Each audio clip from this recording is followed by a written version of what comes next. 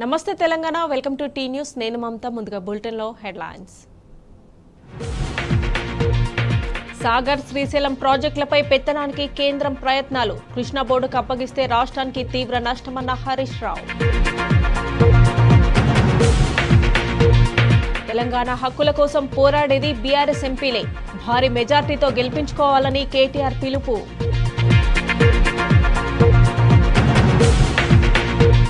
ఖమ్మం జిల్లాలో హైవేపై కూలిన నిర్మాణంలో ఉన్న బ్రిడ్జ్ గాయపడిన కార్మికులకు న్యాయం చేయాలని ధర్నా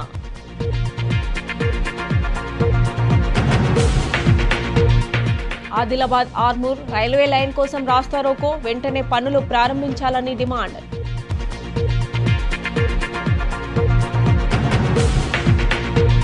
నాగర్ కర్నూలు జిల్లా సింగోటంలో ఘనంగా బ్రహ్మోత్సవాలు కన్నుల పండుగగా లక్ష్మీ నరసింహస్వామి రథోత్సవం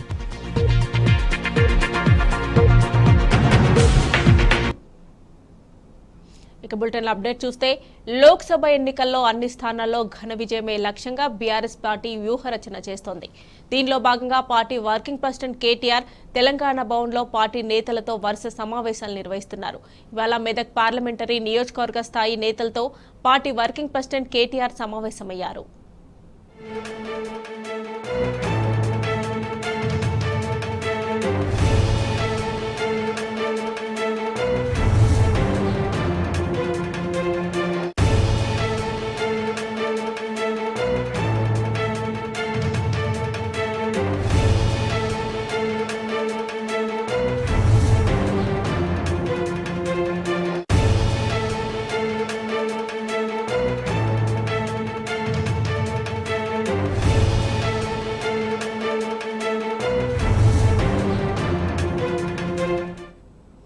తెలంగాణ గుల్లాయిందని తెలంగాణ రాష్ట్ర ఏర్పాటు విఫలమైందని గవర్నర్ ప్రసంగంలో అబద్దాలు మాట్లాడించారని BRS party working president KTR ఆగ్రహాన్ని వ్యక్తం చేశారు. అందుకే తెలంగాణ సమగ్ర అభివృద్ధిపై గణాంకాలు ఆధారాలతో సహా శ్వేతపత్రం విడుదల చేశామన్నారు. అటు కాంగ్రెస్ ఇచ్చింది 6 గ్యారెంటీలు కాదు, మొత్తం లెక్క తేలిస్తే 420 హామీలు ఉన్నాయన్నారు. దీన్ని ఎండగట్టే బాధ్యత మనందరి మీద ఉందన్నారు. రేవంత్ రెడ్డి పీసీసీ చీఫ్ గా ఉండి అధికారంలోకి వచ్చాక డిసెంబర్ 9 నాడు రుణమాఫీ చేస్తా 2 లక్షల రుణం తెచ్చుకోండి అన్నారని కేటీఆర్ తెలిపారు.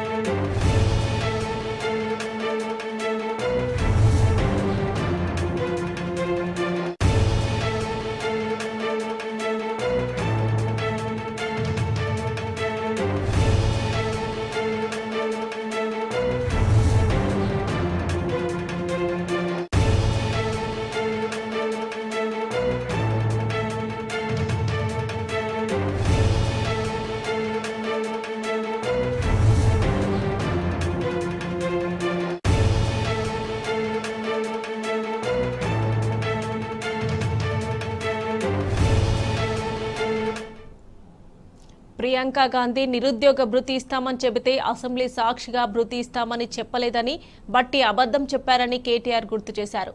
పాలమూరు రంగారెడ్డి ప్రాజెక్టుకు జాతీయ హోదా తెస్తామని కాంగ్రెస్ నేతలు హామీ ఇచ్చారు. కానీ అది సాధ్యం కాదని మొన్న సీఎం ఢిల్లీ పర్యటనలో స్పష్టమైందన్నారు. ఇక కాంగ్రెస్ నేతలు నోటికి ఎంత వస్తే అంత అనుకుంటూ హామీలు ఇచ్చారు. అందుకే 420 హామీలను చేసేదాకా విడిచిపెట్టమని కేటీఆర్ స్పష్టం చేశారు. ప్రధాని అదానీ ఒక్కటని విమర్శలు చేసిన రాహుల్ గాంధీ, రేవంత్ రెడ్డి నేడు ఆయనతోనే ఒప్పందాలు కుదుర్చుకున్నారన్నారు కేటీఆర్. రాహుల్ గాంధీ నిన్న అదానీని తిడితే రేవంత్ రెడ్డి అదే సమయంలో దావోస్లో ఒప్పందం చేసుకున్నారన్నారు. నోటికి వచ్చినట్టు మాట్లాడిన కాంగ్రెస్, బీజేపీ నాయకుల అసలు రంగు బయటపడిందన్నారు. ఇక కేసీఆర్ ఉన్నంతకాలం అదానీ తెలంగాణలో అడుగు పెట్టలేదన్న కేటీఆర్ కాంగ్రెస్ రాగానే ఎలా పెట్టుబడులు పెడతానంటూ వస్తున్నారన్నారు. బీఆర్ఎస్ అధినేత కేసీఆర్ పార్టీ సీనియర్ నేత హరీష్ రావు నాయకత్వంలో క్రియాశీలకంగా పనిచేయడంతో గత ఎంపీ ఎన్నికల్లో అత్యధిక మెజార్టీ సాధించామన్నారు వర్కింగ్ ప్రెసిడెంట్ కేటీఆర్. ఈసారి కూడా మెదక్లో గులాబీ జెండా ఎగరబోతుందన్నారు. ఇందులో ఎలాంటి సందేహం లేదన్నారు. గత 10 ఏళ్లలో తెలంగాణ తరపున గలం విప్పింది మన బీఆర్ఎస్ ఎంపీలే అనే విషయాన్ని మర్చిపోవద్దన్నారు. రాష్ట్ర ప్రయోజనాలు కాపాడేది బీఆర్ఎస్ మాత్రమే అన్నారు కేటీఆర్గా. మన బలం మన గలం, మన గులాబీ జెండా పార్లమెంట్లో ఉండాలి, లేకుంటే తెలంగాణ ప్రయోజనాలకు నష్టం జరుగుతుందని, ఇదే విషయం ప్రజలకు చెప్పాలి, నిరాశ వీడాలి, బయటకి రావాలని పార్టీ శ్రేణులకు కేటీఆర్ పిలుపునిచ్చారు.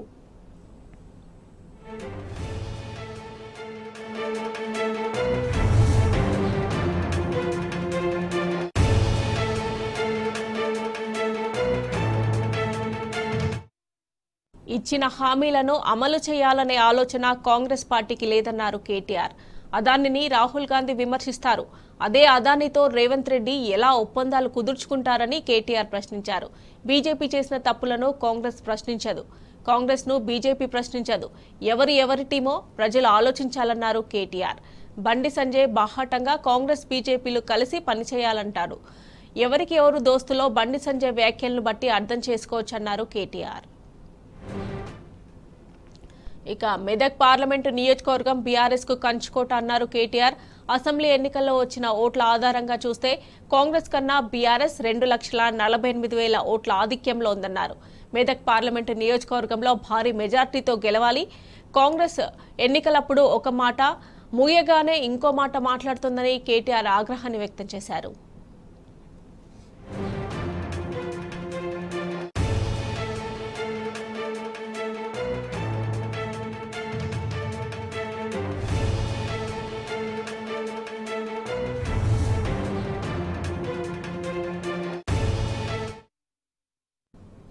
కాంగ్రెస్ ప్రభుత్వం పాలన మీద దృష్టి పెట్టాలన్నారు మాజీ మంత్రి ఎమ్మెల్యే హరీష్ రావు. ప్రభుత్వ ఉదాసీనతతో రాష్ట్రంలో సాగునీరు, తాగునీటి కష్టాలు వచ్చే ప్రమాదం ఉందన్నారు. శ్రీశైలం ప్రాజెక్టును కేఆర్ఎంబీకి అప్పగిస్తే తెలంగాణకు తీరని నష్టం జరుగుతుందన్నారు. కేంద్రం, ఏపీ సర్కార్ ఒత్తిడితోనే ప్రాజెక్టులను అప్పగించారన్నారు. తెలంగాణ రాష్ట్ర హక్కులు తేలే వరకు ఒప్పుకోమని గతంలోనే బీఆర్ఎస్ ప్రభుత్వం తేల్చి చెప్పిందని స్పష్టం చేశారు. ప్రాజెక్టులను కేంద్రానికి అప్పగిస్తే మన పరిస్థితి ఏమిటని, ప్రభుత్వం హక్కులు కోల్పోతుందన్నారు. ఇక హైదరాబాద్తో పాటు ఉమ్మడి నల్లగొండ, ఖమ్మం, మహబూబ్ నగర్ జిల్లాలకు తాగునీటి సమస్య వచ్చే ప్రమాదం ఉందని హెచ్చరించారు.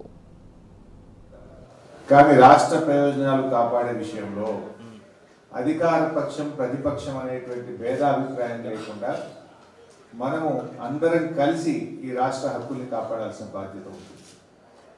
తెలంగాణ ఉద్యమం పుట్టిందే నీళ్ళ నుంచి. ప్రొఫెసర్ జయశంకర్ గారు ఆనాడు తెలంగాణ ఉద్యమ ట్యాగ్ లైనే నీళ్లు, నిధులు, నియామకాలుగా చేశారు. సరే, మేము ఇంతకాలం పాలనలో ఉన్నప్పుడు ఈ రాష్ట్ర ప్రయోజనాలు కాపాడడానికి శక్తి వంచన లేకుండా బీఆర్ఎస్ పార్టీ ప్రయత్నం చేసింది. నిన్న నేను పొద్దున్నే పత్రికల్లో చూస్తే కొన్ని వార్తలు వచ్చినాయి. నెలలోగా ఉమ్మడి ప్రాజెక్టు కృష్ణా బోర్డు చేతికి అని కేఆర్ఎంబీకి అప్పచెప్తే శ్రీశైలంలో కరెంటు ఉత్పత్తి పరిస్థితి ఏం కావాలి మనం అని ఇంకొక పత్రిక రాసింది. మరి దీని ఫలితంగా ఏపీకి లాభం, తెలంగాణకు నష్టం జరిగే ఛాన్స్ అని కూడా పత్రికలు తమ కథనాలు రాశారు. అంతేకాకుండా ఇంకొక పత్రిక అయితే కృష్ణా జలాల హక్కుల పరిరక్షణలో ఫలించిన సీఎం జగన్ కృషి, అంటే ఆంధ్రప్రదేశ్కి మేలు జరుగుతూ ఉంది, అంటే తెలంగాణకు నష్టం జరుగుతున్నారు కదా అని అక్కడ ఆంధ్రప్రదేశ్కి అనుకూలంగా ఈ నిర్ణయాలు జరుగుతున్నాయని చెప్పి కూడా ఇంకొక పత్రిక రాశారు.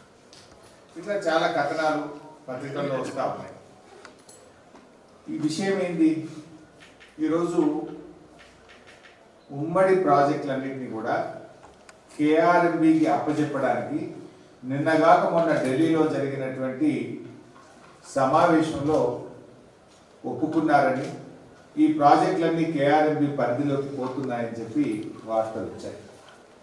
అంటే కేంద్ర జలవనరుల శాఖ మొన్న జరిగినటువంటి మీటింగ్లో ఆంధ్రప్రదేశ్, తెలంగాణకు చెందినటువంటి ఇరిగేషన్ అధికారులందరూ కూడా ఢిల్లీకి వెళ్ళారని, ఆ మీటింగ్లో ఈ కంబైన్డ్ ప్రాజెక్ట్స్ అన్నీ కూడా వెంటనే వారం రోజుల్లోగా కేఆర్ఎంబీకి అప్పచెప్పుతూ ఒక నిర్ణయం తీసుకున్నారని చెప్పి పత్రికల్లో వార్తలు వచ్చాయి. మరి ఈ ప్రాజెక్టులన్నీ కేఆర్ఎంబీకి అప్పచెప్పితే అది తెలంగాణకు తీవ్రమైనటువంటి అన్యాయం జరిగేటువంటి అవకాశం ఉంది. వాస్తవానికి ఈ విషయం కేఆర్ఎంబి 15 జూలై 2021లోనే ఒక నోటిఫికేషన్ ఇచ్చింది, ఈ ప్రాజెక్టులన్నీ కూడా కేఆర్ఎంబికి అప్పచెప్పాలని. కానీ దాన్ని తీవ్రంగా అప్పుడు మేము దాన్ని వ్యతిరేకించాము. మీరు డైరెక్ట్గా కేఆర్ఎంబికి అప్పచెప్పడానికి వీల్లేదు అని. దాన్ని అప్పటి నుంచి కూడా జరుగుతున్నటువంటి బోర్డు మీటింగ్స్లో అటు ఆంధ్రప్రదేశ్ అటు కేఆర్ఎంబి అంటే కేంద్ర ప్రభుత్వ అధికారులు దీన్ని అప్పచెప్పాలని ఒత్తిడి తెస్తూనే వచ్చారు. ప్రతి బోర్డు మీటింగ్లో కూడా అటు కేంద్ర ప్రభుత్వం ఇటు ఆంధ్రప్రదేశ్ ప్రభుత్వం ఇది వెంటనే కేఆర్ఎంబికి అప్పచెప్పాలి అని వాళ్ళు మా మీద ఒత్తిడి పెంచేటువంటి ప్రయత్నం చేసినారు. కానీ ఆ రోజు మనం చాలా స్పష్టంగా చెప్పాము, ఇట్లా మేము ఏకపక్షంగా అప్పచెప్పడానికి సిద్ధంగా లేము. మా తెలంగాణ ప్రయోజనాలను కాపాడుతూ మాకు తెలంగాణకు న్యాయబద్ధంగా రావాల్సినటువంటి హక్కులను మాకు అందజేసిన తర్వాతనే మేము ఒప్పుకుంటాం తప్ప అప్పటిదాకా ఒప్పుకునే ప్రశ్నే లేదని చెప్పి కూడా మనం గతంలో స్పష్టం చేశాం. గతంలో కొన్ని డిమాండ్స్ కూడా పెట్టాం. మనం కేంద్ర ప్రభుత్వం ముందు ఏం పెట్టినామంటే, ఇది బోర్డుకు అప్పచెప్పాలంటే ముందు ఆపరేషన్ మాన్యువల్ ఫైనల్ చేయండి, ఈ ప్రాజెక్టులను ఎలా నడుపుతారు. ఆపరేషన్ మాన్యువల్ లేకుండా ప్రాజెక్టులన్నీ కేంద్ర ప్రభుత్వానికి అప్పచెప్తే రేపు అడ్డుకునే పరిస్థితి వస్తుంది. దీనివల్ల జరిగే నష్టాలు నేను ఎక్స్ప్లెయిన్ చేస్తాను మీకు నేను.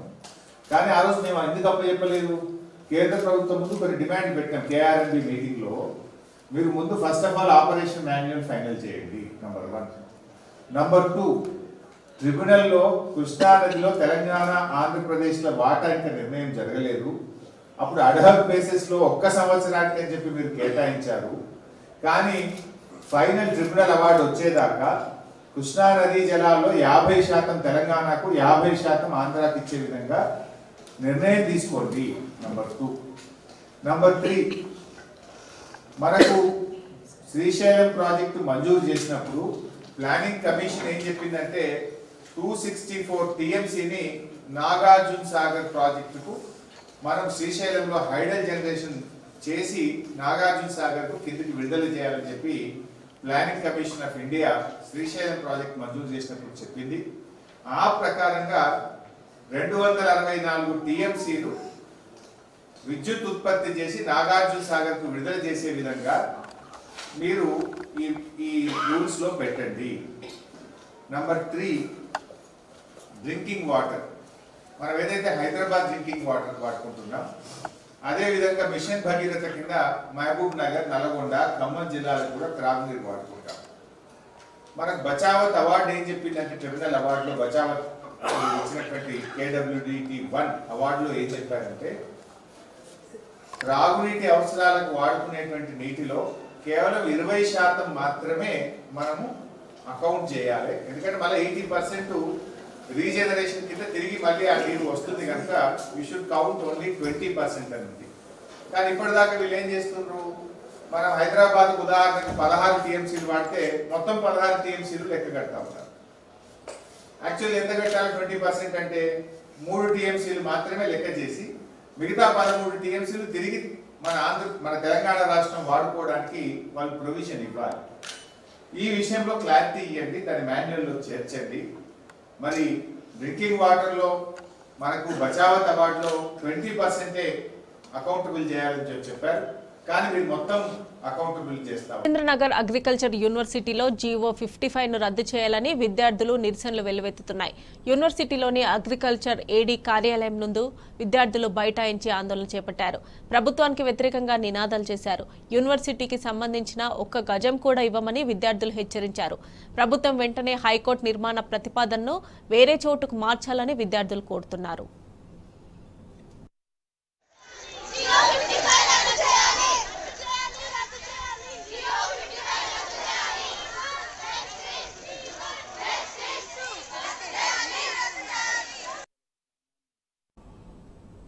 ఖమ్మం జిల్లా వైరా మున్సిపాలిటీ పరిధిలోని హెచ్జీ ఇన్ఫ్రా కార్యాలయంలో ఉద్రిక్తత నెలకొంది. ఖమ్మం దేవరపల్లి గ్రీన్ ఫీల్డ్ హైవేలో జరిగిన బ్రిడ్జ్ ప్రమాద ఘటనలో తీవ్రంగా గాయపడిన కార్మికులను ఆదుకోవాలని సిపిఎం పార్టీ ఆందోళన చేపట్టింది. దీంతో కంపెనీ ప్రతినిధులు, సిబ్బంది వారిని అడ్డుకోవడంతో తోపులాట జరిగింది. నిర్మాణంలో నాణ్యతా ప్రమాణాలు పాటించని ఇన్ఫ్రా కంపెనీ ప్రతినిధులు సమాధానం చెప్పాలని సిపిఎం నాయకులు డిమాండ్ చేశారు. కార్మికుల కుటుంబాలకు న్యాయం చేయాలని హెచ్జీ ఇన్ఫ్రా కార్యాలయం ముందు బైఠాయించి ధర్నాకు దిగారు.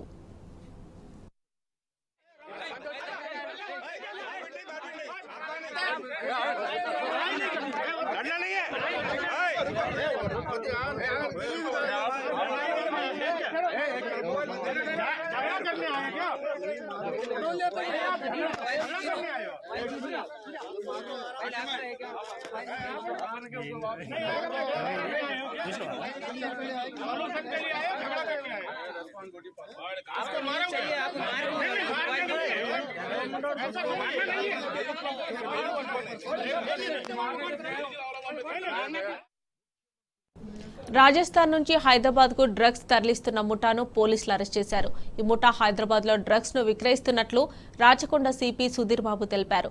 రాజస్థాన్ నుంచి తక్కువ ధరకు కొనుగోలు చేసి హైదరాబాద్ లో అమ్ముతున్నట్లు పోలీసులు గుర్తించారు. నిందితుల నుంచి 150 గ్రాముల హెరాయిన్, 30 గ్రాముల ఎండిఎంఏ డ్రగ్స్ ను స్వాధీనం చేసుకున్నారు. డ్రగ్స్ తరలిస్తున్న 4గురిని అదుపులోకి తీసుకున్నట్లు సిపి సుధీర్ బాబు తెలిపారు.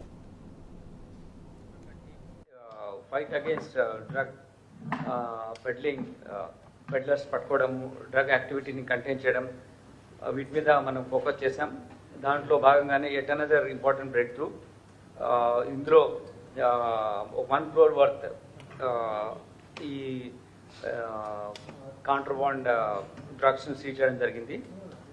దీంట్లో మనకు హెరాయిన్ ఒక 150.3 grams heroin, then MDMA 32.1 gram MDMA seize చేయడం జరిగింది. అపార్ట్ ఫ్రమ్ అదర్ వాళ్ళు యూజ్ చేసినటువంటి వాహనాలు అవన్నీ కలుపుకొని ఇది ఇంటర్నేషనల్ మార్కెట్లో ఒక 1 crore వర్త్ డ్రగ్ కన్సైన్మెంట్. ముఖ్యంగా ఏంటంటే ఇందులో ఉన్న నలుగురు అక్యూజ్ని మనం పట్టుకున్నాం. ఇందులో నరేంద్ర బిష్నాయ్, ప్రవీణ్ బిష్నాయ్, హేమారామ్, దెన్ దేవాసి. ఈ నలుగురిలో టోటల్ వీళ్ళు పెడ్లర్స్ దెన్ కన్జ్యూమ్ చేస్తున్నారు. వీళ్ళు రాజస్థాన్ నుంచి తీసుకొచ్చారు.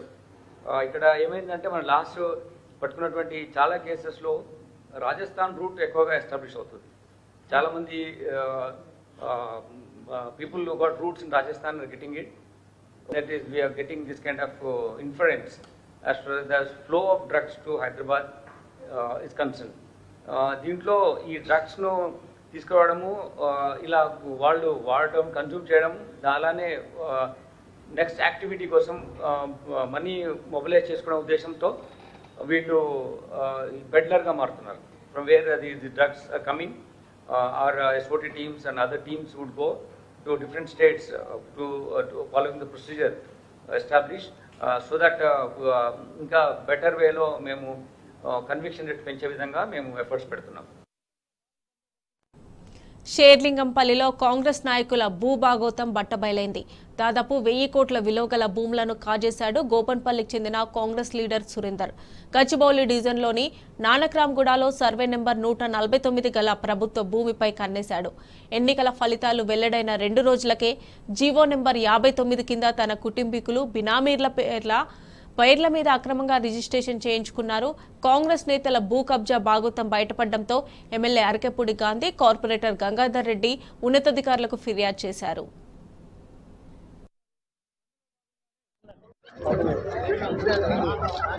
అక్కడ పోతారు దూరం.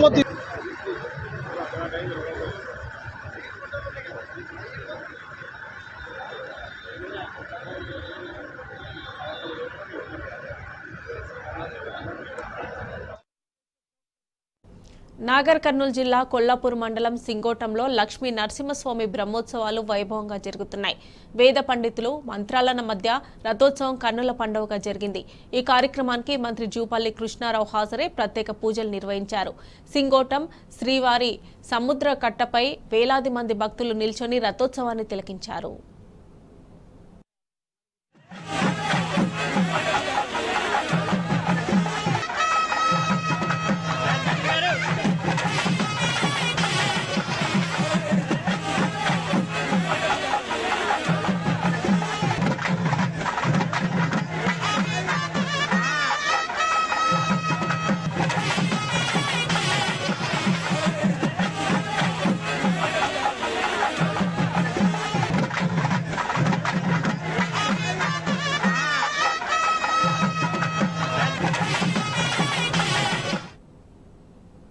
మత సామరస్యానికి ప్రతీక అయిన నాగర్ కర్నూలు జిల్లా రంగాపూర్లోని హజ్రత్ నిరంజన్ షావలి ఉర్సు ఘనంగా ప్రారంభమైంది. ఉత్సవాల్లో ప్రధాన ఘట్టమైన గంధోత్సవాన్ని భక్తి శ్రద్ధలతో నిర్వహించారు. వివిధ ప్రాంతాల నుంచి వేల మంది భక్తులు పెద్ద ఎత్తున తరలివచ్చి దర్గాను దర్శించుకుంటున్నారు. ఫతేహా సమర్పించి మొక్కులు చెల్లించుకున్నారు.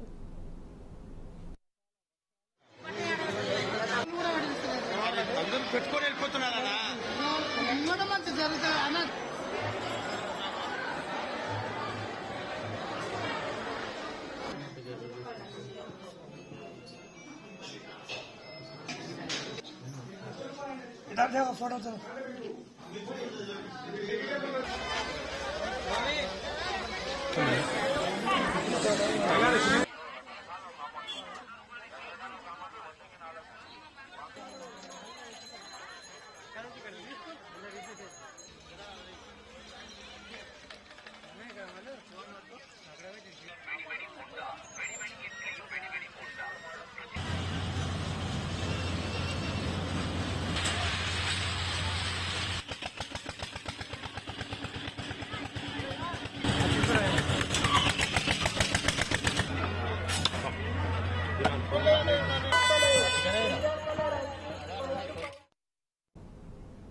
మహబూబ్నగర్ జిల్లా అడ్డాకుల మండలం కాకవరం స్టేజ్ వద్ద పెను ప్రమాదం తప్పింది. కర్నూలు నుంచి హైదరాబాద్ వస్తున్న ఓల్వో బస్ టైర్ ఒక్కసారిగా ఊడిపోయి మంటలు చెలరేగాయి. అప్రమత్తమైన డ్రైవర్ బస్ వేగాన్ని అదుపు చేయడంతో ప్రమాదం తప్పింది.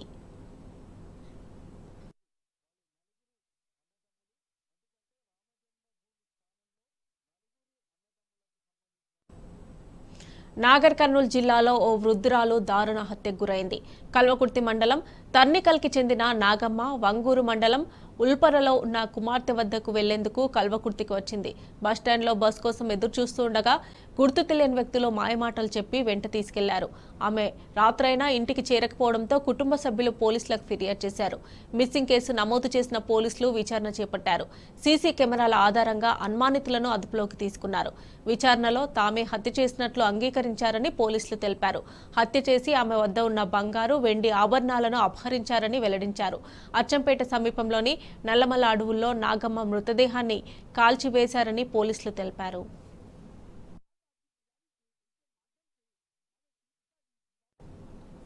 ఇవి bulletin updates. Keep watching tea news.